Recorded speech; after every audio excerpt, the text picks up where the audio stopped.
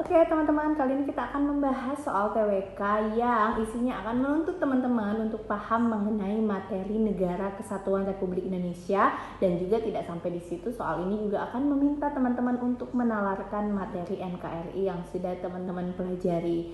Jadi soalnya seperti ini ya.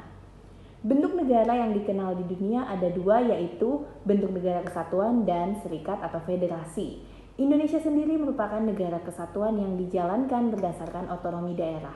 Pernyataan berikut yang tidak sesuai dengan bentuk negara kesatuan Republik Indonesia adalah: A. Kewenangan daerah dalam NKRI merupakan pemberian dari pemerintah pusat. B. Bentuk negara federasi tidak sesuai dengan jiwa bangsa Indonesia, sehingga NKRI tidak pernah berbentuk negara federasi. C. Keputusan mengenai bentuk negara Indonesia disetujui bersama dalam Sidang 1 BPUPKI. D.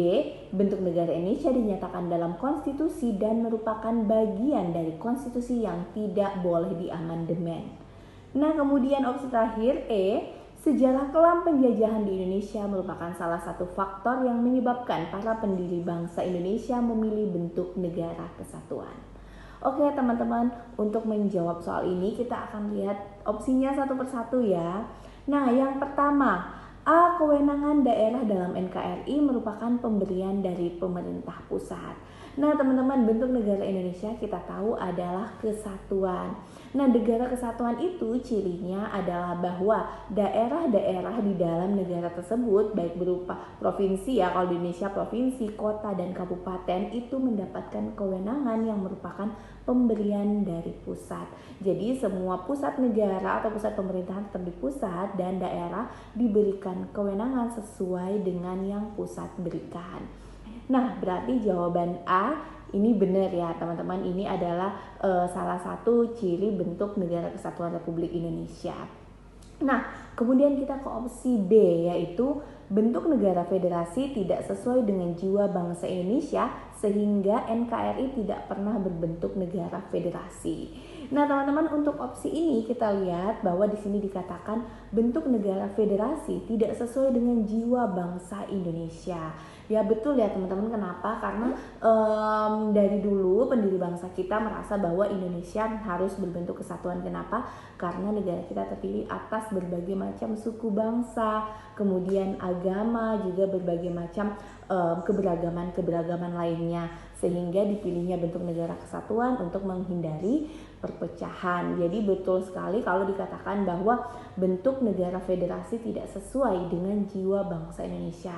Nah teman-teman, tapi kita lihat ke kalimat selanjutnya, di situ dikatakan bahwa sehingga NKRI tidak pernah berbentuk negara federasi ya. Teman-teman, kenyataannya sejarahnya Indonesia itu pernah berbentuk negara federasi atau negara serikat, yaitu saat Indonesia menjadi Republik Indonesia Serikat, yaitu suatu negara persekutuan antara Indonesia dengan Belanda.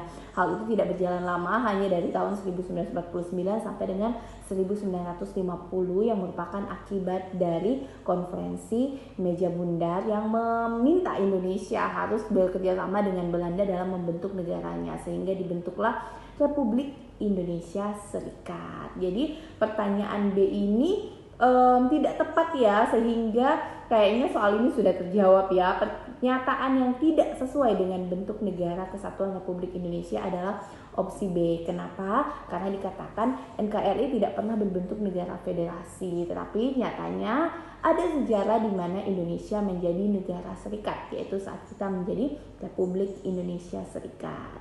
Oke ya, jadi ini udah terjawab ya jawabannya B. Nah, tapi teman-teman, kita akan bahas lagi opsi-opsi yang lainnya ya, biar lebih jelas ya. Oke, kita ke opsi C, yaitu keputusan mengenai bentuk negara Indonesia disetujui bersama dalam Sidang 1 BPUPKI. Jadi betul sekali ya teman-teman, Sidang 1 BPUPKI itu membahas mengenai bentuk negara, dasar negara, dan juga dasar hukum. Jadi di Sidang 1 ini pula disepakati bersama bahwa bentuk negara Indonesia adalah negara kesatuan. Oke, D.